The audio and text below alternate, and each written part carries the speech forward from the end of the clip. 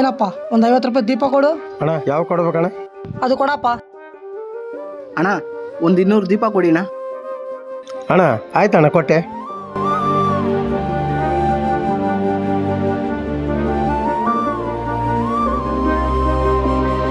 ಏನಪ್ಪ 200 ದೀಪ ತೊಗೊಂಡಿದ್ದ ಅಂಗಡಿಯಾಗ ಎಂತೆಂಥ ಡಿಸೈನ್ಸ್ ಲೈಟ್ಸ್ ಬಂದಾವ. ಆ ಲೈಟ್ ಬಿಟ್ಟು 200 ದೀಪ ತೊಗೊಂತೀಯ?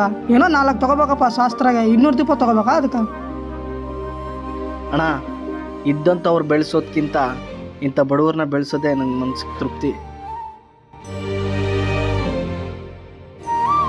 ಈ ದೀಪನ ತಗೊಂಡೋಗಿ ನಮ್ಮ ಮನೇಲಿ ದೀಪ ಹಚ್ಬೋದು, ಆದರೆ ನಿಜವಾದ ಹಬ್ಬ ಅವ್ರ ಮನೇಲೂಡೆ ನಡೆಯುತ್ತೆ ಅಣ್ಣ. ಹೌದಾ ಅಣ್ಣ, ನೀವು ಹೇಳಿದ್ ನಿಜ. ಅಣ್ಣ ತಗೊಳ್ಳಿ.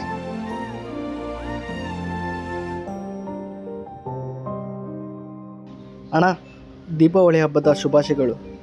ಸಂತೋಷಪ್ಪ. ಆಯ್ತಣ್ಣ ಬರ್ತೀನಿ.